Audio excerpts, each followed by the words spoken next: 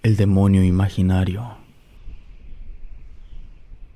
En la Tierra, nosotros, los seres humanos, compartimos tiempo y espacio con otros seres vivos como plantas o animales, pero hay algo tenebroso.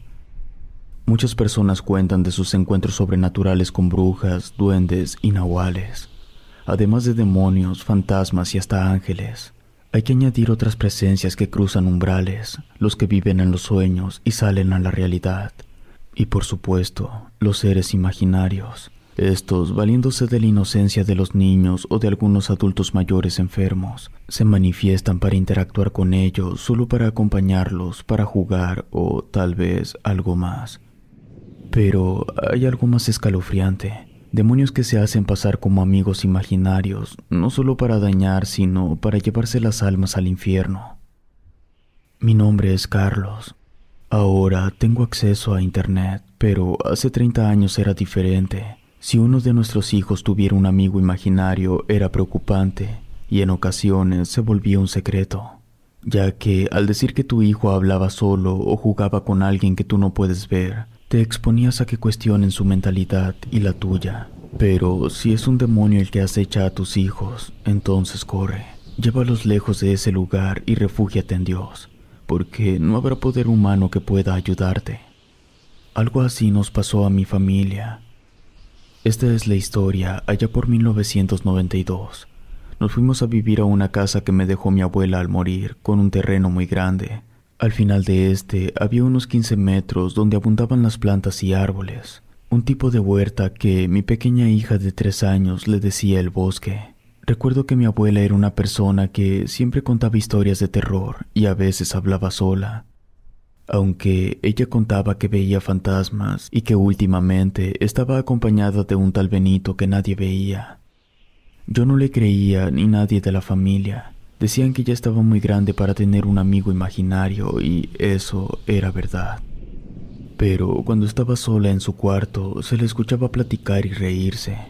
A veces nos contaba las cosas que le decía Benito, que a mí en lo particular me parecían preocupantes. Recuerdo que decía incoherencias. Me platicaba que Benito ahora se comía a los niños porque le gustaba su carne fresca y las almas tiernas, que estaba cansado de los ancianos y que necesitaba sangre de algún niño. Unos días antes de morir, me contó que Benito sí existía y que se la quería llevar con él, que ella nada podía hacer para evitarlo, que nadie podía, y me pidió que cuando ella se fuera, nos mudáramos a su casa para que Benito no se quedara solo. Aunque siempre me preocupaba todo lo que me decía, yo le dije que sí. Unos días después, mi abuela falleció de una manera extraña. Aunque vivía sola y no tenía animales en su casa, la encontraron toda rasguñada, como si algo o alguien la hubiera atacado, pero no había rastro alguno. Además, la casa estaba demasiado fría, tenía el ambiente muy pesado y sentí una presencia sin haber nadie. Los vecinos de mi abuela fueron a ver, solo se persignaron varias veces y se retiraron, y ya no se presentaron al velorio por extraño que parezca. Después de los funerales, hablé con mi esposa y decidimos mudarnos a la casa de mi abuela. Pasados unos días así lo hicimos. La primera noche que dormimos ahí, me despertó un grito. Ese era el grito de mi abuela. Me levanté y miré el cuarto donde ella dormía y el foco estaba prendido. Me dio miedo entrar a su habitación y así lo dejé. No le comenté nada a mi esposa para no asustarla. Conforme transcurrían los días, miramos y escuchamos cosas raras, como cajones abiertos o vasijas movidas de su lugar y focos prendidos. A la semana de estar viviendo en aquella casa, nos dimos cuenta que mi hija empezó a jugar y a reírse sola, a veces a carcajadas como nunca lo había hecho. De primero nos causó gracia, pero después le empezamos a prestar atención. Muy temprano se salía al patio a jugar con un amigo misterioso que nunca veíamos. Había escuchado de los amigos imaginarios, por eso al principio no me preocupé. Lo poco que sabía al respecto es que los niños que no tienen hermanos para jugar se inventan un amigo, un compañero de juegos que hasta cierto punto es normal. En una ocasión que escuchaba las risas de mi hija en el huerto, fui a buscarla. Estaba jugando y riendo sola. Se escondía detrás de los árboles y a veces volteaba a verme divertida.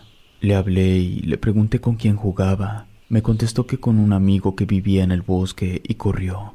Yo, extrañado, buscaba con la mirada para ver si veía a alguien, pero no había nadie. La dejé jugar pensando que eran cosas de niñas, pero pronto todo se volvió preocupante. Mi hija se pasaba todo el tiempo afuera y no quería comer, solo jugar con el amigo que nosotros no veíamos. Luego de unos días nos dimos cuenta que mi hija andaba rasguñada. Cuando le preguntamos quién le había hecho eso, nos respondió que su amigo, porque tenía las uñas muy largas. Cuando mi esposa la miró, me dijo que era mucho, que hiciera algo. Entonces le prohibí salir a jugar al patio. En respuesta, se volvió berrinchuda y desobediente, pero pensamos que se le pasaría en unos días. No fue así, y en la casa empezaron a pasar más cosas extrañas. Se caían las cosas solas, no solo en la noche, sino que también en el día, y amanecían platos y vasos rotos. Aparte, tanto mi hija como nosotros amanecíamos rasguñados. Tratamos de encontrar justificación para todo, pero no la había. No sé en qué momento pasó, pero pareciera que el supuesto amigo se había metido al cuarto de mi hija. Ella se encerraba por horas a jugar, a hablar y a reír sola. A veces se escuchaba mucho ruido, pero al final del día no había cosas tiradas ni quebradas. Todo estaba en orden. Hubo ocasiones que abría la puerta sorpresivamente, se acababan las risas y mi hija solo me miraba. No había nadie más, solo estaba ella, y al cerrar la puerta de nuevo se volvía a reír de una manera burlona. A veces me parecía que no era su risa. Intentaba cuestionarla y preguntarle con quién jugaba, pero me decía que él no quería que me lo dijera. Pasaron los días y confieso que ya teníamos miedo. En el cuarto de mi hija se escuchaban dos voces y dos risas diferentes, pero ella estaba sola cada que abría la puerta para ver qué pasaba. En una ocasión, hablando con unos vecinos, me sorprendió que mencionaran al tal Benito. Me dijeron que rondaba por las casas y que era peligroso. Yo, sin saber nada del tema, opiné que los amigos imaginarios no eran malos, pero aquellas personas me dijeron que Benito al parecer no era un amigo imaginario, era un demonio. Me platicaron que a otra persona mayor que vivía a 2 casas también se le aparecía Benito, pero nadie de su familia le creía, y que al cabo de un tiempo murió en circunstancias muy extrañas, ya que la encontraron toda rasguñada, pero que había más todavía. Otros niños también decían ver a Benito. Sus padres se informaron con una curandera y al enterarse que, en lugar de un amigo imaginario, era un demonio, se llevaron a sus hijos lejos de aquí y ya no supieron qué pasó. Eso ya era demasiado. Hablé con mi esposa y obligamos a mi hija para que nos dijera el nombre de su amigo. Cuando dijo Benito, se escuchó un fuerte ruido en su cuarto. De pronto, mi hija se echó a correr gritando que Benito se había enojado. Se salió de la casa y se fue hacia el bosque, como ella le decía al huerto. Nosotros quisimos seguirla, pero la puerta se atoró impidiéndonos salir. Cuando logramos abrirla, corrimos a buscarla, pero no estaba por ningún lado. Mi esposa le gritaba desesperada. Volteé hacia la ventana de su cuarto y ahí estaba dentro. Nos miraba sonriente y una sombra siniestra estaba detrás de ella. Corrimos a su cuarto. Al llegar, la puerta también estaba atrancada por dentro. Como pudimos, tumbamos la puerta y entramos. Mi hija estaba tirada en medio del cuarto. Mi esposa corrió a levantarla temiendo lo peor, pero solo estaba desmayada. Salimos de aquella casa como pudimos. Espantados, fuimos primero con un médico para que revisara a la niña y estaba bien.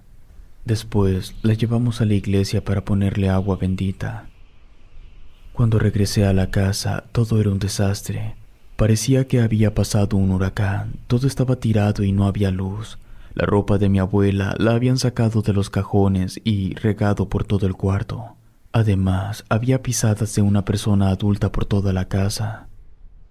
Cuando volteé hacia la ventana, detrás de las cortinas estaba un bulto, como si una persona alta estuviera escondida. Se me vino un escalofrío de la espalda hasta la nuca y casi me da un infarto de la impresión. Rápidamente salí de ese lugar y cerré la puerta de afuera. Al voltearme, Esa sombra estaba mirándome por la ventana del cuarto de mi abuela.